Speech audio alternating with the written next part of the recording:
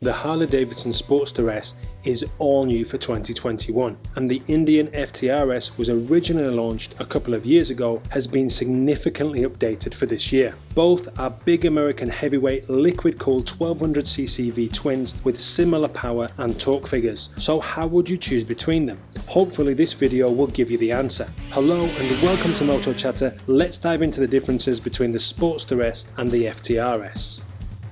The Sportster S has Harley Davidson's all-new Revolution Max T liquid-cooled 1252cc 60-degree V-twin engine with variable valve timing and electronic fuel injection. For a more in-depth look at the Revolution Max engine, check out my video via the link above. The Indian FTR S also has a big liquid-cooled V-twin with electronic fuel injection, albeit a little bit smaller at 1203cc. Both engines have a similar bore and stroke and compression ratios, and the power output is also very similar, the Harley Davidson producing 121 horsepower and the Indian 120 horsepower. The FTR S is slightly down on torque, but it's still in the same ballpark, with 87 pound-foot versus the 94 pound-foot of the Sportster S, both hitting their peak torques at 6,000 RPM. And the similarities continue. Both the bikes have a 6-speed gearbox and both have assist and slip multi-plate clutches. When we take a look at the exhausts though, we do see a big difference, with the Sportster S's stainless steel and less aesthetically pleasing highline pipes losing out badly to the titanium Agrapovich exhaust on the FTR S. See my Sportster S video for more of my thoughts on the Sportster S's exhaust and for a more detailed look at the bike in general.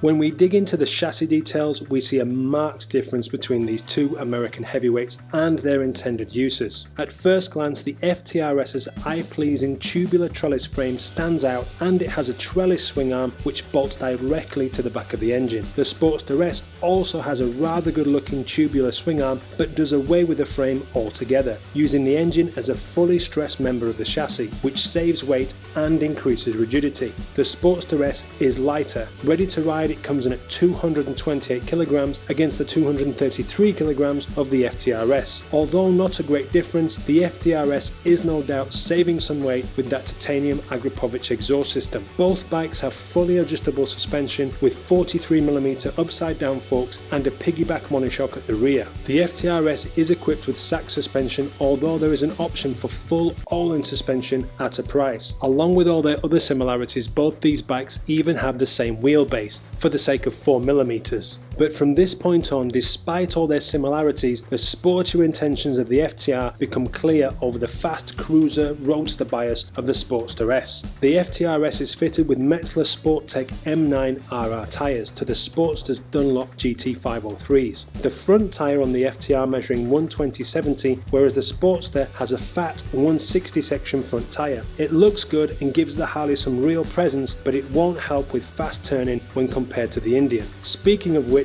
the front ends of the bikes clearly demonstrate their differences. With a rake of 25.3 degrees and a trail of all but 100mm, the FTR S is going to find the Sportster S seriously wanting on turning and through a series of S's. Its rake and trail are comparable to the Ducati Panigale V4 Superbike. The Harley has a rake of 30 degrees and a trail of 148mm, more comparable to the Ducati X Diavel. It will certainly be stable, but this is where the two bikes with so much in common on paper part company. The FTR S has almost double the ground clearance of the Sportster S at 170mm versus 90mm. As a result, it can achieve a significantly greater lean angle of 43 degrees, while the Sportster S can manage 34 degrees.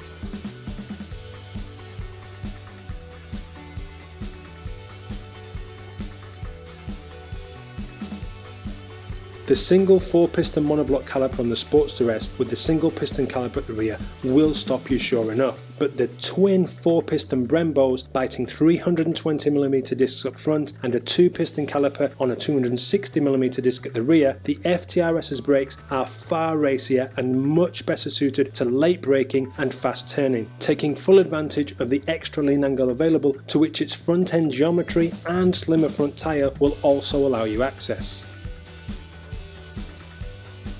The Sportster S and the FTR S both come well equipped with all-round LED lighting, USB charging ports, Bluetooth and cruise control as standard. The FTR S has a 4.3-inch LCD touchscreen and an IMU, which allows for cornering ABS, stability control, traction control, wheelie control, and even rear wheel lift mitigation, along with 3 rider modes. The Harley though isn't left behind, having a 4-inch TFT screen, cornering traction control and ABS. It also has 3 rider modes, but also offers a 4th option of a rider configurable mode, and it has on-screen navigation via the Harley Davidson app. The Harley wins out here for me due to the circular gauge-like design of its screen, which is more in keeping with the style of the bike, where the FTRS's screen looks like a generic tablet that has been screwed onto the handlebars, and the fact that the FTRS's screen is touchscreen gives the win to the Harley for me. What's the point or need of a touchscreen on a motorbike?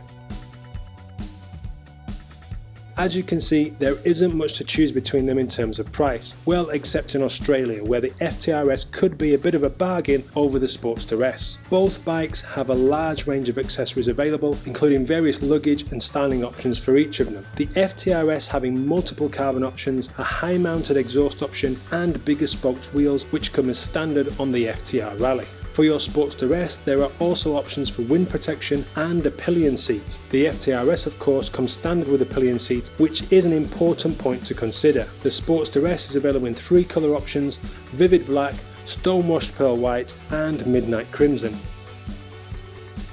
The FTR S is available in 2 colours, maroon metallic and white smoke. The Indian FTR is also available in 3 other model variants, which have their own colour options, whereas the Sportster S is currently the whole Sportster range, although there could be more on the way. In the FTR range, there is the base FTR, which is the cheapest model. It has the ABS and the cruise control, but forgoes the other rider aids and doesn't have the 4.3-inch LCD display. It does have some rather nice analog gauges though. The FTR Rally is the next in the range. This has more of a scrambler style to the bike and comes on knobbly Pirelli Scorpion Rally tyres. It has a larger rear wheel of 18 inches and a larger front wheel of 19 inches, and also a higher bar position than the rest of the bikes in the FTR range. The FTR S is the next bike in the range, which has the titanium Agrapovic exhaust and the extra rider modes and 4.3-inch LCD display that we've already discussed. And the top of the range, FTR Carbon, comes with everything the FTR S does, except the titanium Agrapovic silencer is blacked out to go with the extra carbon goodies that come on the FTR Carbon, and as mentioned previously, it comes with full all-in suspension. Check out Indian Motorcycle's website in your area for more details on the full FTR range and the prices in your region. There are plenty of choices with the Indian FTR.